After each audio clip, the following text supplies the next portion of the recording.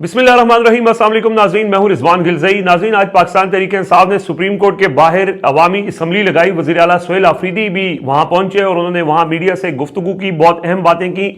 अलीमा खान ने आज बहुत अहम गुफ्तगू की है। वज़ीर आला सुहेल आफरीदी को जो इमरान खान ने गाइडलाइंस और हदायत दी हैं, जिसको लेके वो आगे चलेंगे, उस हवाले से उनकी गुफ्तगू है। और साथ ही साथ एक और खबर यह है कि वज़ीर आला सुहेल आफरीदी की जो सख्त गुफ्तगू है उसके हवाले से PTI के अंदर से कुछ लोग आवाज़ें उठा रहे हैं। खबर अंसार अब्बासी ने दी है और फिर उस खबर की ज़ाहिर तरदीद भी आई है। कोर कमांडर से सुहेल आफरीदी की मुलाकात और आज उन्होंने उसकी तस्दीक भी की, उस हवाले से उन्होंने कुछ गुफ्तगू भी की है। सारी चीज़ें इस वीडियो के अंदर रखेंगे। और इस वक्त वो जब ये वीडियो रिकॉर्ड हो रही है तो वो अडयाला जेल के बाहर इमरान खान से मुलाकात के मुंतज़िर हैं, जिसके इम्कानात बहुत कम हैं कि उनकी मुलाकात करवाई जाएगी। बहरहाल उससे पहले आज सुबह से लेकर अब तक जो एक्टिविटीज़ हुई हैं ज़रा वो आपके सामने रखते हैं। इमरान खान की हिदायत थी कि उनके केसेस नहीं लगा रहे अदालतों के ऊपर। अवामी प्रेशर डेवलप करने के लिए पाकिस्तान तहरीक इंसाफ के जितने भी MNAs MPAs टिकट होल्डर्स हैं वो अदालतों के बाहर जाएं। तो आज उस हवाले से PTI पंजाब की चीफ ऑर्गेनाइजर आलिया हमजा मलिक की कॉल पे पंजाब असम्बली की अवामी असम्बली, वहाँ पे पंजाब के जो MNAs MPAs और टिकट होल्डर्स, वो जो फॉर्म 45 पे जीते हुए लोग थे, वो वहाँ पे सुप्रीम कोर्ट के बाहर पहुंचे और उन्होंने वहाँ पे इमरान खान के मुकदमात जल्द समाअत के लिए मुकर्रर करने के हवाले से एहतजाज भी किया। तो फिर वहाँ पे बाकायदा असम्बली लगाई गई, जो अरकान थे उन्होंने तकरीरें की, फिर कुछ करारदादें भी मंजूर की गई। और ऑब्वियसली जो इस वक्त पाकिस्तान में जो रजीम है उसमें जिस तरह से वो ऑपरेट कर रही है, पीका एक्ट है, जुबानबंदी है, 26वीं तरमीम है, जिसके ज़रिए मुख्तलिफ अदलिया मीडिया सबको कंट्रोल किया गया है, उनके खिलाफ करारदादें मंजूर हुई। लेकिन इंटरेस्टिंगली आज सुहेल आफरीदी इमरान खान से मुलाकात के लिए अडयाला जेल उन्होंने जाना था, लेकिन वो उससे पहले सुप्रीम कोर्ट पहुंच गए और सुप्रीम कोर्ट जाके उन्होंने उस असम्बली में शिरकत की और साथ ही साथ जो है वो वहाँ पर मीडिया से गुफ्तगू भी की। सुहेल आफरीदी ने जो गुफ्तगू की वो ज़रा आपके सामने रखते हैं। सबसे पहले उन्होंने ये कहा कि अदलिया के हवाले से उन्होंने गुफ्तगू की और उन्होंने कहा कि आईनी तरमीम के ज़रिए अदलिया को यरगमाल बना लिया गया है, जजेस के अहकामात को नज़रअंदाज किया जाता है। इस्लामाबाद हाई कोर्ट के लार्जर बेंच ने वाज़ेह हुक्म दिया कि मेरी इमरान खान से मुलाकात करवाई जाए, लेकिन एक हवालदार जो है वो अदालती अहकामात को हवा में उड़ा देता है। उन्होंने ये कहा कि इमरान खान के मुकदमात समाअत के लिए मुकर्रर किए जाएं। हमारा ये मुतालबा नहीं है कि हमें कोई NRO दिया जाए या हमें कोई रिलीफ दिया जाए। हमारा सिर्फ ये मुतालबा है कि इमरान खान के मुकदमात सुने जाएं और आइन और कानून के मुताबिक फैसले किए जाएं।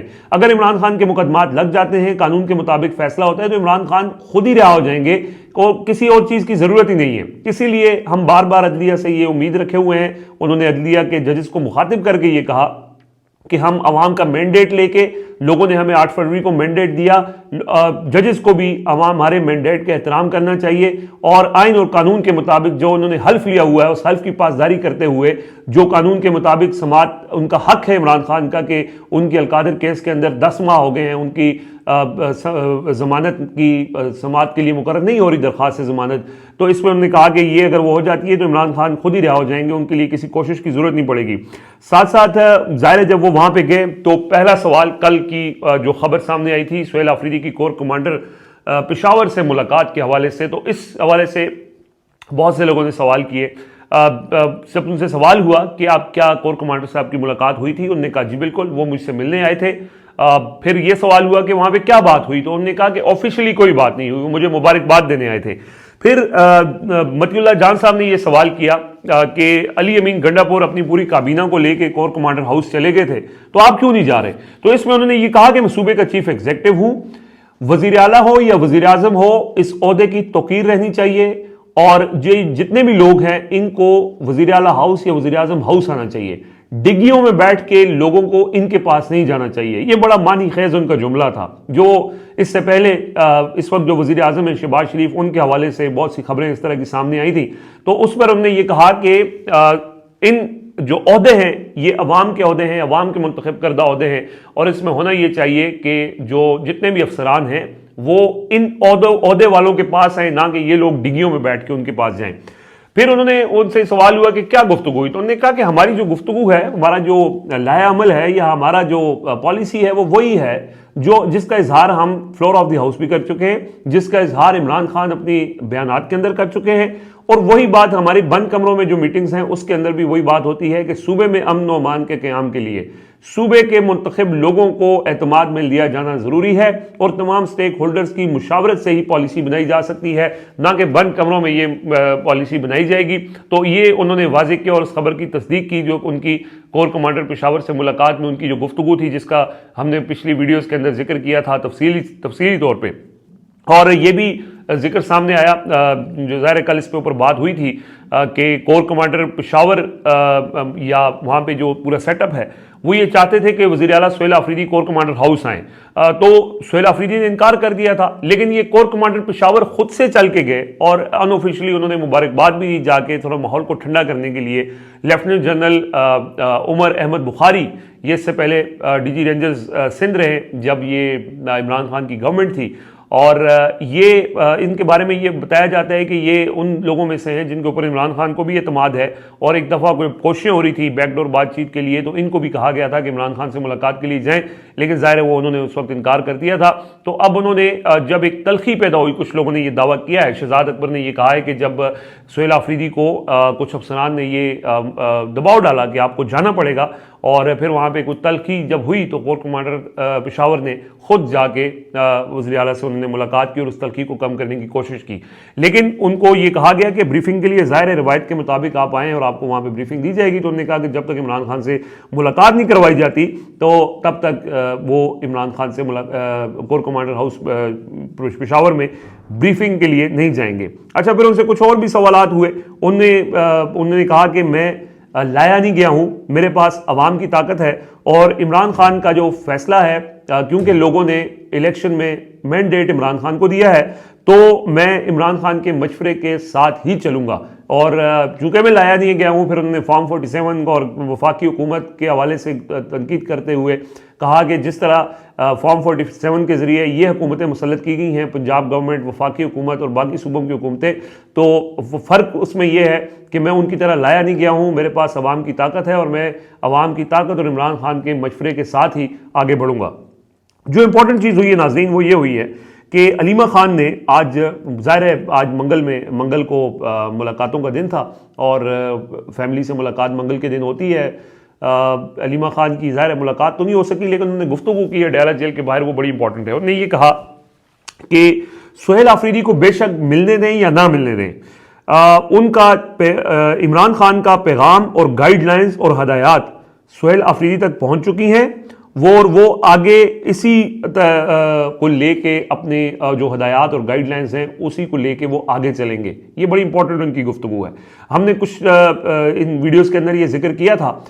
एक तो सलमान अकरम राजा की मुलाकात जब इमरान खान से हुई थी तो सलमान अकरम राजा के ज़रिए 2 पैगामात सुहेल आफरीदी तक पहुँचाए गए थे, लेकिन सुहेल आफरीदी ये कह रहे थे कि वो खुद इमरान खान से मिल के और उनसे कुछ सवालात जो उनके जहन में हैं उस हवाले से क्लैरिटी वो लेना चाहते हैं और गाइडलाइन लेना चाहते हैं, लेकिन वो ज़ाहिर मुलाकात नहीं हो रही। तो इस हवाले से अलीमा खान की तरफ से ये कहा गया है कि जो इंपॉर्टेंट गाइडलाइंस हैं और हदायत हैं वो सुहेल आफरीदी तक पहुंच चुकी हैं और वो उन्हीं हदायत की रोशनी में आगे बढ़ेंगे।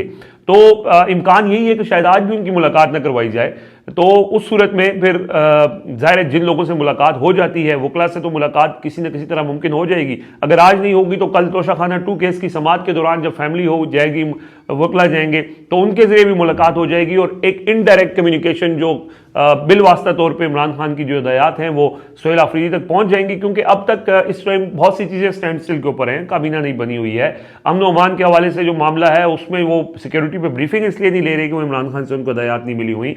फिर इसी तरह जो एहतजाजी सियासत है लायामल है। एक बड़ा ऐलान सुहेल आफरीदी 29 अक्टूबर को कर सकते हैं अगर उनकी मुलाकात या उनके जो सवालात हैं उस पर इमरान खान की गाइडलाइंस आ जाती हैं। ये बड़ा ऐलान वो फाइनल कॉल नहीं, उससे पहले पूरे मुल्क में एक इस हवाले से एक वार्म अप करने के लिए या लोगों में एक तहरीक पैदा करने के लिए एक बड़ी कॉल हो सकती है। उस बड़ी कॉल से पहले एक कॉल आ सकती है और इसी का वो इंतज़ार कर रहे हैं। क्योंकि सुहेल आफरीदी ये समझते हैं, ज़ाहिर है जब हमारी उनसे मुलाकात हुई थी वो कहते हैं कि खैबर पख्तूनख्वा से तो लोग हर दफ़ा निकलते भी हैं और इस दफ़ा भी मज़ीद निकलेंगे, और लेकिन एक बड़ा चैलेंज ये है कि पंजाब से लोग नहीं निकलते और उसकी बहुत सी वजूहत है। ज़ाहिर है एक तो अमलन वहाँ पे एक मार्शल लॉ का माहौल है और बहुत सख्तियाँ हैं वहाँ पे, उसके बावजूद भी लोग निकलते हैं, लेकिन उतनी बड़ी तादाद में नहीं निकल पाते। तो एक कोशिश ये करनी है कि खैबर पख्तूनख्वा के अलावा जो बाकी पाकिस्तान है, इस्लामाबाद है, पंजाब है, सिंध है, बलूचिस्तान है, वहाँ पे भी हम जो है वो बड़ी एक्टिविटीज़ करें और उसके बाद अवामी जलसे और इस तरह के कन्वेंशन करके लोगों को तैयार किया जाए और फाइनल बड़ी कॉल के लिए। और ज़ाहिर है इस वक्त जो ओवरऑल मुल्क में जो हालात हैं, उसमें जो किसानों के साथ जो मामलात हैं, मुरीद के साने के ऊपर जो एक मामला है पंजाब में, उस हवाले से बड़ी रिजेंटमेंट है।